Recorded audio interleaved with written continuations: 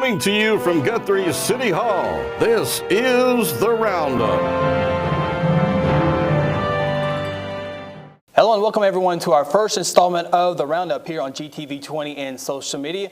I'm your host, Chris Evans. Today we get to visit with two of our legislators who represent us here in Guthrie and Logan County. First, we have Senator A.J. Griffin, who represents District Number 20, and we also have Representative John Pfeiffer, who represents District 38. We invited Representative Jason Murphey, but he was unable to join us today. Senator, Representative, appreciate you joining us today. Hi, Chris. Thank you for having us. We have a slew of questions from education to earthquakes, and we'll just dive right into it here with our first question. The State Finance Secretary declared a second general revenue failure earlier this month. An order was put into place for state agencies to cut their budgets from 4% to the current fiscal year. That's on top of the 3% cut that was ordered in December. We have all heard the effects it has and will play on education, but what are some of the areas that will play a factor for Guthrie and Logan County? And secondly, is the state too dependent on gross production? AJ, you go first. I'll go first with that. And as the Vice Chair of the Health and Human Services Sub-Appropriation Committee, right after education, our next biggest expenditure is the state's Medicaid program. And this is one that I am very concerned about. Because Medicaid is a state-federal partnership, any dollar that we lose in the Medicaid program also results in the loss of some federal funding as well. So I'm extremely concerned about that, its impact on our hospital and mental health services in the area, and of course everybody's access to health care. So we're going to work to mitigate those cuts. And I know that Nico Gomez, the director of the Oklahoma Health Care Authority, has been working really, really hard on making sure that where we have to make adjustments and available revenue, they're well thought out, that they're not just reactionary, that we're not just cutting rates across the board, that we're actually looking at services and trying to protect core services to our state's most vulnerable population. It's important to remember that the Medicaid program provides services for what we call the ABDs, the aged, blind, and disabled population in Oklahoma. And that's actually who we spend about 60% of our dollars on. It's that particular population. Also cover a lot of pregnant women and children that are low income. So these are important people that we need to make sure we're taking care of. So I'm concerned about the impact on that particular program. I'm seriously concerned about the amount of cuts this is going to have to our local conservation districts, which are run through the State Department of Agriculture. Seems like a long time ago, but the 1930s and the Dust Bowls, in the grand scheme of things, wasn't that long ago. And I worry if we take away some of these resources for farmers, what's going to happen as we try to get more from our land. Farmers are naturally try to be good stewards of the land. They just need the resources there. And with the closures and the lack of budget money going back into the places like our conservation districts, I worry about the kind of impact this is going to have on our long-term agriculture future. Well, Chris, you asked the question if we're too reliant on gross production. Not necessarily. If you look at the total state budget, the gross production revenue is actually a fairly small portion. We are an oil and gas state, so a lot of our wealth is actually tied up in the oil and gas industry. A lot of our individuals that have the highest incomes in our state are in the oil and gas business. So as a state, we're an oil and gas state. We still are. We have been since statehood. We continue to be an oil and gas state. So diversifying our economy is extremely important. We're better off than we were during the last downturn in oil and gas than back in the mid-'80s. We're better off than we were because we're more diverse, but I don't think anybody would say that we're as diverse as we need to be to protect ourselves whenever our biggest and largest industry sees a downturn like we've seen. And not that, like the Senator mentioned, this isn't just an Oklahoma problem. This is happening to oil and gas states all across the nation. North Dakota, Alaska, Louisiana, New Mexico are all facing similar problems because of the lack of control we have over the price of oil. So it doesn't necessarily help us figure out what to do from here, but at least misery loves company every once in a while. Absolutely. Appreciate that. We'll move on to education now. Been a lot of topics discussed and will continue to be discussed on Oklahoma education. Several discussions include teacher salaries, a proposed 1-cent state sales tax, and the voucher system. Of course, it was announced last week that the voucher system will not be heard in either house. Cuts continue to be made, but how do we generate more revenue for that area? Education funding comes from multiple sources. The revenue failure that we've dealt with this year impacted one of those sources of funds, and that's the state appropriated funds. the House last week and the Senate tomorrow will take up a measure to use rainy day funds to backfill that, to mitigate those cuts to education during this school year. So very important step. That's the reason why we have a savings account as a state, to take care of those issues and to make financial commitments and keep our commitments to our most important appropriated group, and that's our common schools. So they've taken a couple of cuts, but it's not going to wind up being nearly as drastic as what the rest of our state agencies are seeing. And that's by design. That's because it is our most important appropriated agency. We worked really hard in last year's budget. Of course, the hole wasn't quite as big, but to leave common education flat, which with the increase in students, there still puts a lot some stress on our schools, but it was a very difficult decision, and it kind of shows where our legislative priorities are, that we work this hard, because education is important to everyone in this state. It's also important to point out that during last year's budget, we put more total dollars into education than we ever have before in this state's history. We also keep increasing students, so there is some give and take, and it's funny to me, this is only my second year, how both sides of people on the issues like to use the same exact numbers to spin them their way to sell their points. But eventually we're going to have to kind of sit down in a room and say, listen, these are the facts, these are what the numbers are, and how do we move forward from here? And education is still our biggest expenditure. Common Ed first, and if you put all education dollars, it's more than half of our state's budget when you include higher ed and career technology education. Not to mention the fact that we also fund the Oklahoma Promise program off the top. It doesn't even go through the appropriations process. It's such a vital importance to the state's future that we pay for it first. Those off-the-top monies we call allocated dollars. The other area we allocate dollars to is the highway fund. So we're repairing roads and bridges. That's how we've been able to move from 2,000 structurally insufficient bridges down to right at 200, on track to have all of those completed within the next several years. And in terms of just generally allocated off the top education monies, we have Oklahoma Promise, we have 1017 funds that come automatically off the top, and a continuing large amount into the teachers' retirement system, which is funded teachers' retirements at a level never before seen, around 67%, so that we don't face some of the problems that some of these other cities, counties, and states have faced, where you have to go back and renegotiate with teachers that are on their pensions. So when you add all that together, we are putting a lot of money into education. I know it doesn't always seem that way, but that's what it is. And you mentioned the rainy day fund, I estimated $51 million going to schools. How will that help public schools get through the year? It's going to help them make sure they don't have to go back and renegotiate contracts or RIF teachers and stuff like this in the last couple months of the school year. And that's why we have a rainy day fund, and that's why we decided to do this.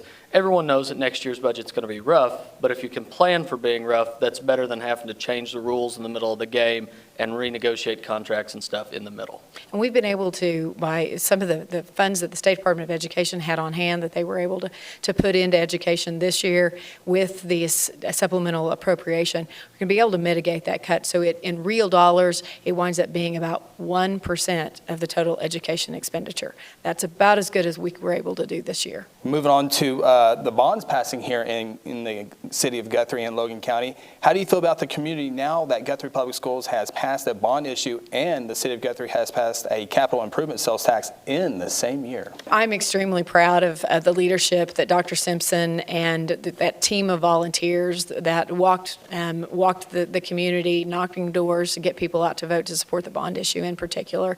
That was approached in a very positive way with a solid plan for the future, and that entire group's to be congratulated. It's obviously a great day for Guthrie Public Schools, which is very important for the city of Guthrie. And Bruce and his guys have done a great job too with a thought-out plan. People don't mind paying taxes, and they don't mind other people spending their money if they know what it's going to and if they believe in the cause. And I think that's what we're seeing here in Guthrie right now. And John, it looked like both sides had failed on it, and so they listened to the people and came back with a better plan. Yes, and I definitely think that's what happened. That's both of my parents used to teach here in various schools here in Guthrie, and so it's an important issue to me because my mom keeps saying Guthrie Schools is very good, and I know because I taught there. And so it's nice to see the community come out and recognize that and willing to put some faith and trust and money back into its school system. And the best decisions are local decisions, and the best government's local government. And I know John and I agree there. We think the more that can be controlled right here in the city council chambers, the better off we all are. The more control counties have over what happens within the county, the better off we all are. Keep the state out of it as much as possible, and goodness knows we know. Keep us out of it as much as possible. Yes. It's going to be fun to watch as it continues to grow and grow in the steps that we take. Thank you. Move on to a little rattler here with earthquakes. No doubt citizens living in Guthrie and Logan County know all about earthquakes, as we have all felt them, although a recent study does show a decline in earthquakes in Logan County. The Corporation Commission has cut back wastewater injection with the oil and gas production in our area. Is this enough action from the state, and what are our next steps? I'll take that one if you want. It's very interesting whenever you get in, really dig into this, that now we know a lot more about the geology of our state. And we have an entire formation that you just really can't inject water into. The Arbuckle does not accept the water back. Other formations in the state seem to take it just fine. So we've learned a lot. We've invested a lot to make sure we have the data available so we can make good decisions.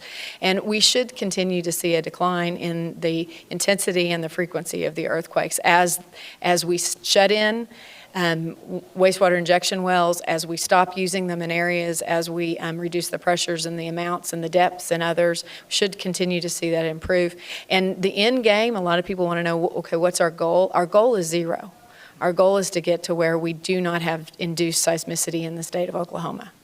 And this is an issue that kind of snuck up on everybody because we've been doing injection wells in the state of Oklahoma since 1952. And people are amazed when they say, well, how come they didn't know these fault lines were there? Because they've never been active before. So the Corporation Commission is really working hard to try to figure out where can we do this, where can we not do this, and putting together a plan that scales things back without just totally crippling the oil and gas industry in our state. And I do want to know if anybody in the area has issues with damage, let us know, and we can get you in touch with folks that can help you with those areas. If you've got problems with your insurance company or what have you, just make sure that either Representative Pfeiffer and I both know. We would be happy to intervene on your behalf.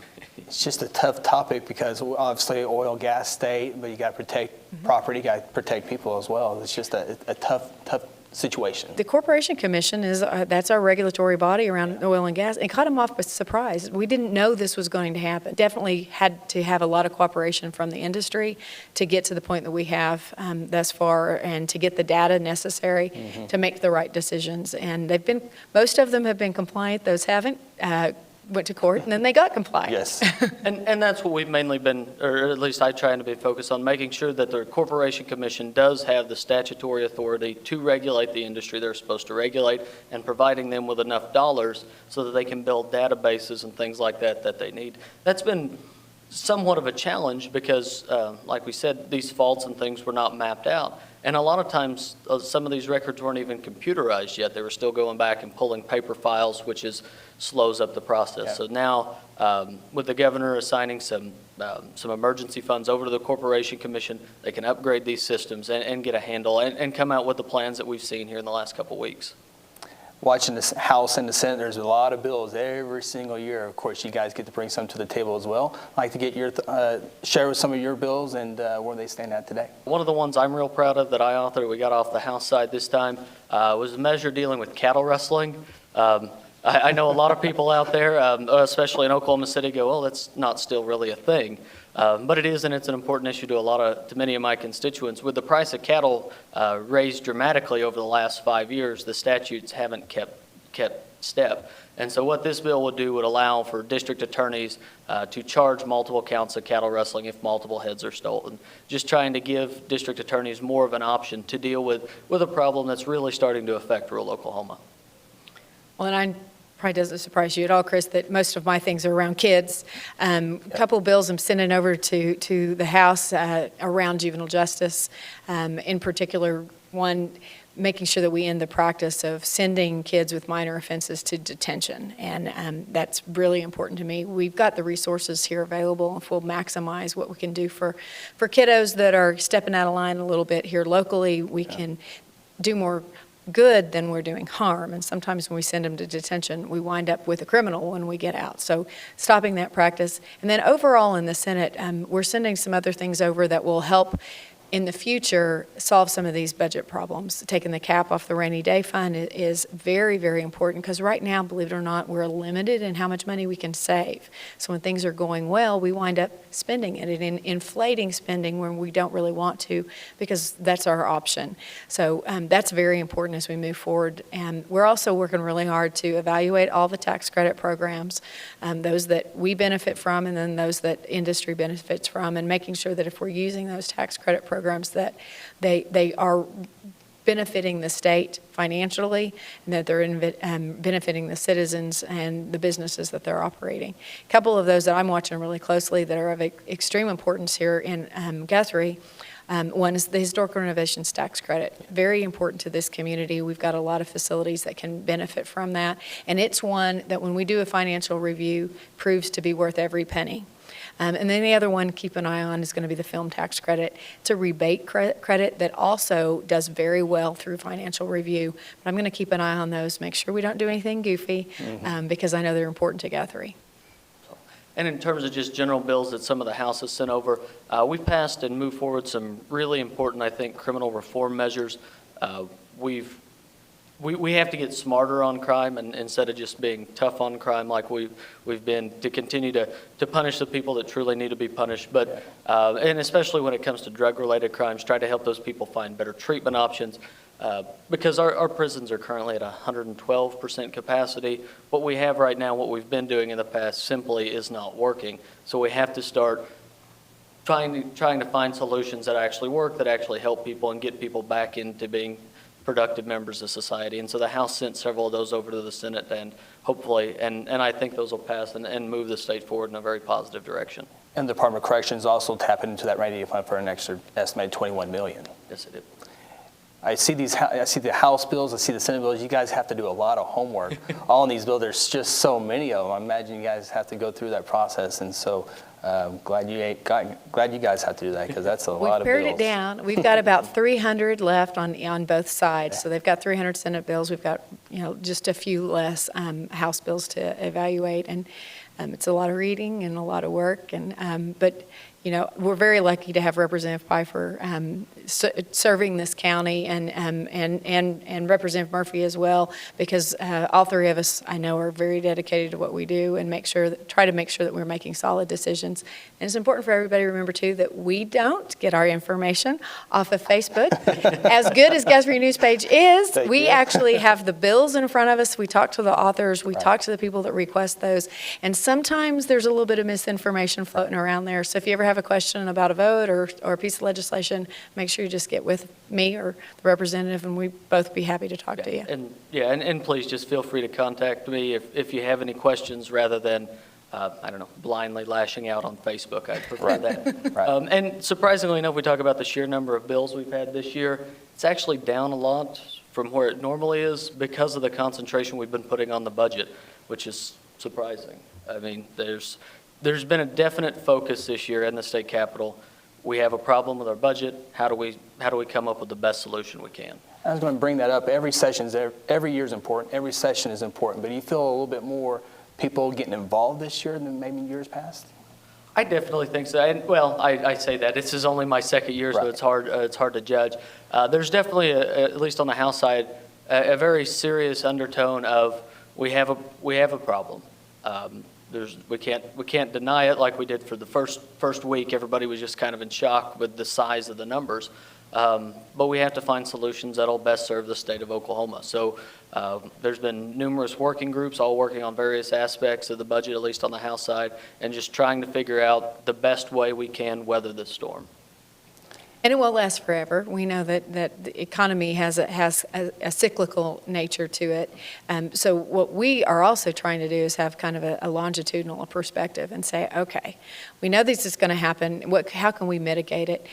Government spends every dime that it brings in. Right. And so people say, well, if we wouldn't have reduced taxes, we wouldn't have this problem. Yes, we would. Yeah. It would have just been different numbers involved. We would have still had to ratchet back because we just have less available.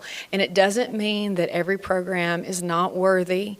It doesn't mean that they're not doing good work in all areas. It just means sometimes you have to spend a little less money.